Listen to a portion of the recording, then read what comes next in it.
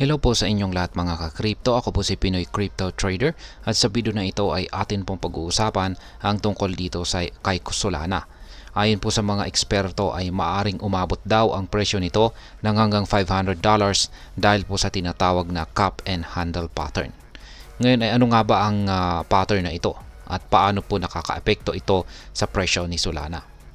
At yan ang siyang ating pag-uusapan sa video na ito, pero bago po tayo magpatuloy ay nais ko lamang po munang bigyang linaw ang aking disclaimer kung saan ang nilalaman po ng video na ito ay hindi po ito isang financial advice.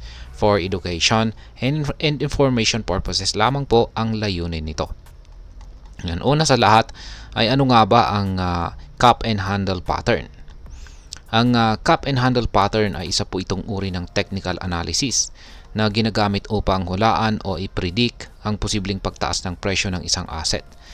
Gaya ng pangalan nito, ang chart pattern ay may hugis na parang tasa, yan, na may maliit na hawakan. At yan po yung ito po yung actual na chart ni Solana na siyang nagpapakita sa cup and handle pattern na ito. Yan, unang-una ay para mabuo yung cup and handle pattern na ito ay unang-una na mabubuo rito ay yung kanyang tasa o yung kanyang cup. Sa simula ay babagsak ang presyo pero dahan-dahan po itong umaangat. At ito yung nagbibigay ng hugis tasa. Pangalawa ay mabubuo yung kanyang handle. Pagkatapos po na mabuo yung kanyang cup, nagkakaroon po ng consolidation phase o bahagyang pagbaba ng presyo. At ito po yung parang hawakan ng tasa. At kasunod nito ay ang breakout. Kapag natapos na po ang handle ay madalas na sumasabog pataas ang presyo. Kaya sa kaso po ni Solana, nakita po ang ganitong pattern sa long-term chart nito mula pa noong taong 2021. Ang presyo ni Solana ay bumaba ng husto sa ilalim po ng $10 noong bear market pero nakabawi rin ito at ngayon ay nasa consolidation phase na. Ngayon ay bakit naman po bullish itong si Solana? Ang bullish trend ay nangangahulugan naman ng potensyal na pagtaas ng presyo. Kaya meron po tayong tatlong mga dahilan kung bakit bullish ang outlook para kay Solana. Unang-una po ay malakas ang kanyang performance. Ang presyo po ni Solana ay tumaas ng mahigit 15% sa nakaraang linggo. Sa kasalukuyan ito ay nasa $216 at marami ang naniniwalang maaaring umabot ito ng $400 to $500 sa susunod na breakout. Pangalawa ay ang kanyang technical indicators. Bukod po sa cup and handle pattern ay may iba pang bullish signs, gaya po ng bullish channel sa short-term hourly chart. Ang pennant breakout naman ay maaring magdala ng presyo sa $260 bago ito magpatuloy sa kanyang pagtaas. At ang pangatlo ay ang kanyang staking metrics. Ayon po sa datos mula sa analytic platform na Dune, umabot na sa $81 billion ang kabuuang halaga ng naka-stake na Solana.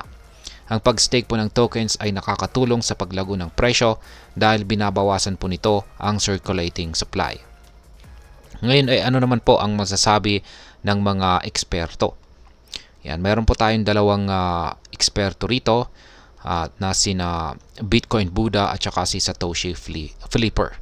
Ayon po kay Bitcoin Buddha ay ipinunto niya na ang meme coins sa Solana network ay nag-generate na ng mahigit $1 billion na daily trading volume. Samantala si Satoshi Flipper naman ay naniniwala siyang posibleng marating ang presyong $260 sa short term pero kailangang bantayan ang market trends.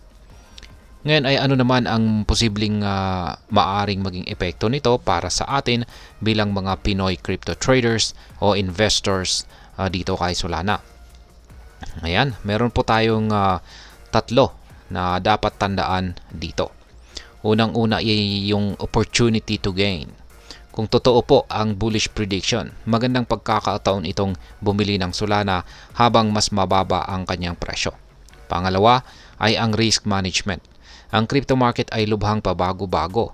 Kahit may bullish signs, laging may posibilidad ng pagbaba.